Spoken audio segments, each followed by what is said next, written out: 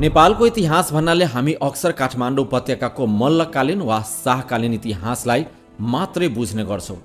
तर काठमाडौँभन्दा धेरै टाढा मधेसको मध्यभागमा एउटा यस्तो साम्राज्य थियो जसले वैभव र शक्तिको एक समय पुरा दक्षिण एसियालाई नै चकित पारेको थियो। त्यो साम्राज्य हो सिमरनगढ।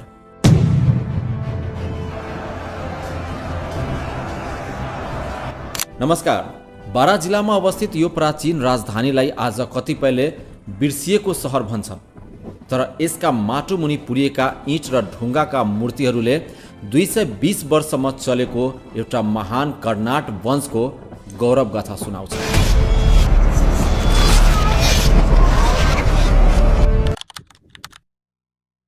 सिमरनगढ नाम कसरी रहन गयो, यसको पछाडि एउटा रोचक तर्क छ। यहाँ पहिले सिमलका रुखहरूको बाक्लो वन थियो। संस्कृतमा सिमललाई सालमली भनिन्छ। सालमली वनबाट अप्रभांश हुँदै सिमरा र पछि सिमरन शब्द बन्यो र यो एक किल्ला अर्थात् गढ जस्तै सुरक्षित भएकोले यसलाई सिमरनगढ भनियो। यो राज्य केवल बारामा मात्र सीमित थिएन। यसको सिमाना पूर्वमा कोशी नदी, पश्चिममा गण्डकी नदी, उत्तरमा पहाडको फेदी र दक्षिणमा गङ्गा नदीसम्म फैलिएको थियो। यो राज्यलाई मिथिला राज्यको केन्द्र पनि मानिन्थ्यो। साथीहरू, सिमरनगढको इतिहासको सुरुवात सन् 1097 मा भयो। यसका संस्थापक राजा नान्यदेव थिए। उनी दक्षिण भारतको कर्नाटक क्षेत्रबाट आएका थिए। त्यसैले यो वंशलाई कर्नाट वंश पनि भन्ने गरिन्छ। र यहाँका प्रमुख राजाहरूको कुरा गर्ने हो भने सर्वप्रथम नान्यदेव आएको थियो, जसले साम्राज्यको जग बसाले र सिमरनगढलाई राजधानी बनाए। त्यसपछि गङ्गादेव, उनले कृषि र सिँचाइमा ठुलो सुधार गरे। भनिन्छ उनले धेरै पोखरीहरू पनि खनाएका थिए। नरसिंहदेवको कुरा गर्ने हो भने उनले राज्यको रक्षाका लागि किल्लालाई अझ सुदृढ बनाए। र हरिसिंहदेव, उनी यस वंशका अन्तिम र सबैभन्दा चर्चित राजा थिए।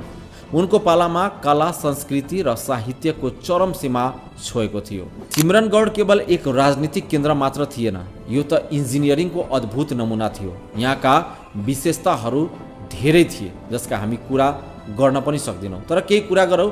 जस्तै किल्ला। साथीहरू, यो सहर 7 तहको पर्खाल र ठुला खाडलहरूले घेरिएको थियो, जसमा सधैँ पानी र गोहीहरू हुन्थे ताकि शत्रुले सजिलै आक्रमण गर्न नसकोस्। यसलाई पोखरीको सहर भनेर पनि चिनिन्थ्यो। यहाँ सयौंको सङ्ख्यामा पोखरीहरू थिए। यसले सिँचाइ र खानेपानीको व्यवस्था गर्थ्यो। त्यस्तै यहाँ फेला परेका ढुङ्गाका मूर्तिहरू यति सजीव छन् कि ती काठमाडौँका मल्लकालीन कलाभन्दा पनि पुराना र उत्कृष्ट मानिन्छन्। साथीहरू, तर यो वैभव धेरै समयसम्म टिक्न सकेन। सन् 1324 मा दिल्लीका सुल्तान ग्यासुद्दिन तुगलक बङ्गाल विद्रोह दबाएर फर्किँदै गर्दा उनको आँखा समृद्ध सिमरनगढमा पर्यो। भनिन्छ सिमरनगढको किल्ला यति बलियो थियो कि तुगलकका सेनालाई भित्र पस्न निकै गाह्रो भयो। तर अन्त जङ्गल काटेर र घेराबन्दी गरेर सहरमाथि भीषण आक्रमण गरे। राजा हरिसिंहदेव आफ्नो परिवारसहित ज्यान जोगाउन पहाडतिर अर्थात् दोलखा र काठमाडौँतर्फ लागे। यहाँबाट सिमरनगढ साम्राज्यको अन्त्य भयो। हरिसिंहदेवसँगै उनकी रानी देवल देवीले काठमाडौँमा तलेजु भवानीको प्रतिमा ल्याएकी थिइन्, जो आज पनि नेपालको राष्ट्रिय आराध्य देवीको रूपमा पुज्ने गरिन्छ। धेरै शताब्दीसम्म यो ठाउँ जङ्गलले ढाकियो, तर राणा शासनको बेला जङ्ग बहादुर राणाले यस ठाउँको महत्त्व बुझे।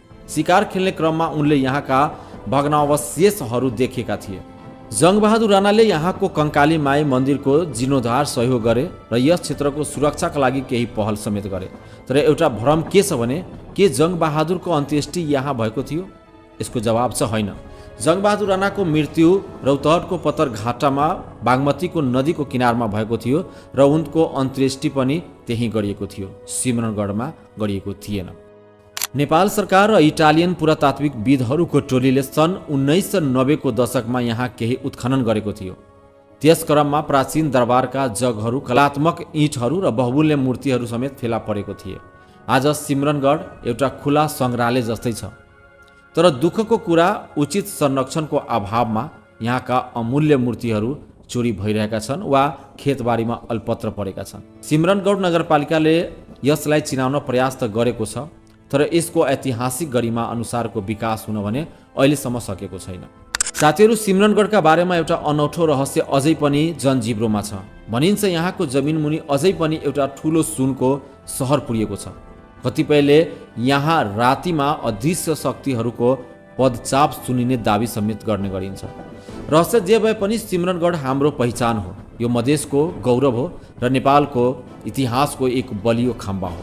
यसलाई जोगाउन हामी सबैको दायित्व हो।